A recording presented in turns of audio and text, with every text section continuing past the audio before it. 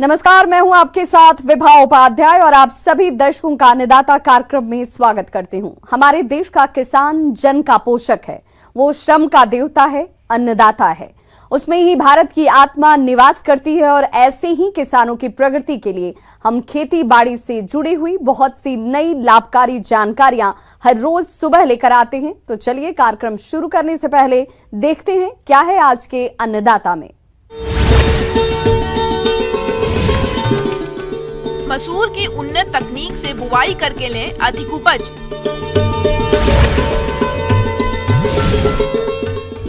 Backyard मुर्गी पालन करके कमाएं अच्छी आय।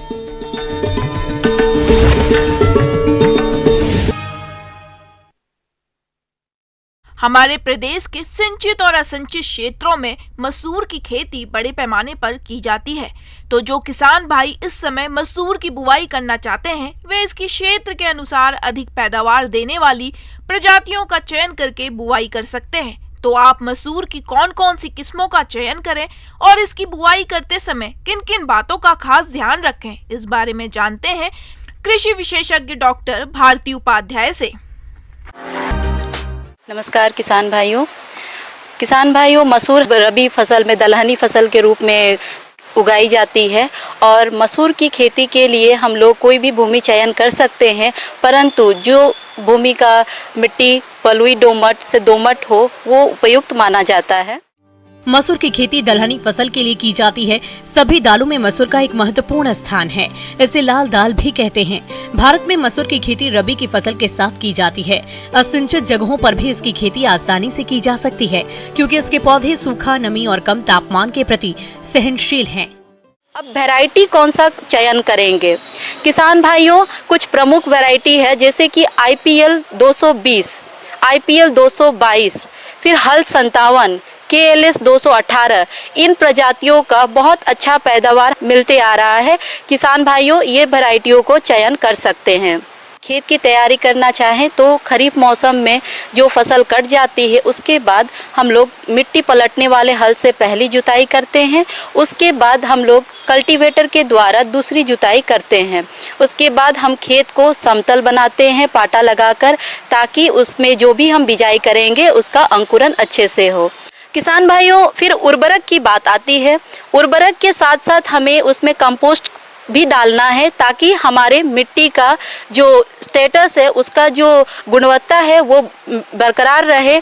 तो इसीलिए हम लोग उसमें अच्छे से सड़ा हुआ गोबर हम लोग 4 से 5 टन प्रति हेक्टेयर के दर से उसमें डालें।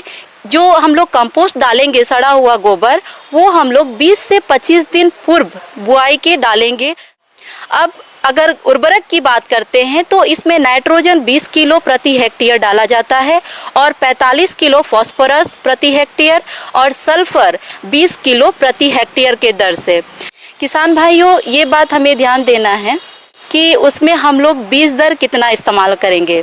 अब मसूर के केस में ये देखा जाता है कि मसूर में कुछ प्रजातियां छोटी दाने वाली होती हैं, कुछ प्रजातियां बड़े दाने की होती है। अगर किसान बंधु छोटे दाने वाले प्रजाति चयन कर रहे हैं तो उन लोगों को 25 से 30 किलो प्रति हेक्टेयर के दर से बीज लेना चाहिए, और जो बड़े दाने की मसूर का प्रजाति चयन कर रहे हैं तो उन्हें 40 से 45 किलो प्रति हेक्टेयर के दर से बीज उपयोग करें। किसान भाइयों दलहनी फसल में बीज उपचार भी बहुत ही महत्वपूर्ण होता है। जैसे कि बीज उपचार, जैसे फफूंदनाशी दवा कार्बेंडाजिम 2 ग्राम प्रति किलो बीज के हिसाब से उसमें उपचारित करें।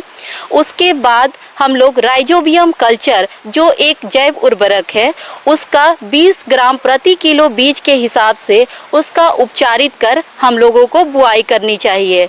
किसान भाइयों ये हमें ध्यान देना है कि जब हम राइजोबियम कल्चर से जब उपचारित करेंगे तो उसको छाये में सुखा करके तुरंत उसकी बुआई कर लें, क्योंकि वो एक जैव उर्वरक है। उसकी अगर उपचारित हम लोग 1 दिन पहले करते हैं तो वो हमारे भूमि में जाके वो मर जाता है, तो इसीलिए उसका फ़ायदा हमें नहीं मिल पाता है।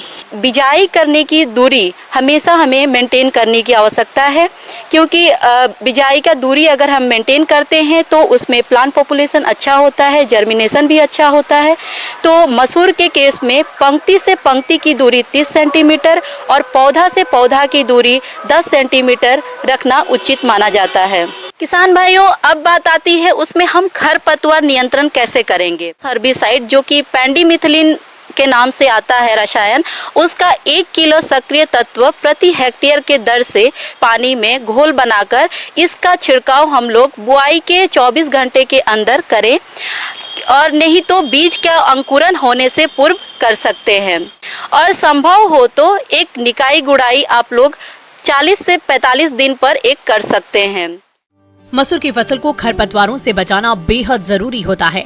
यदि समय रहते खरपतवार पर नियंत्रण नहीं किया जाता है तो पैदावार अधिक प्रभावित होती है। खरपतवार नियंत्रण के लिए खुरपी की सहायता से खरपतवारों को निकालते रहे। इसकी पहली गुड़ाई 45 से 60 दिन बाद की जाती है। और इसमें सिंचाई, जो कि दलहन फसल में वैसे कम पानी की आवश्यकता पड़ती है, तो उसमें अगर सिंचाई, अगर खेत में नमी की कमी हो, शुष्क अवस्था में पहुंच जाती है, तो उस केस में 2 सिंचाई कर सकते हैं। एक पुष्प आने से पहले और एक जब दाना बनता रहे उस समय में एक हल्की सिंचाई, दोनों ही सिंचाई हल्की देना है और जो कि हमारे पौधा को अच्छे से वो मॉइस्चर को मेंटेन रखता है।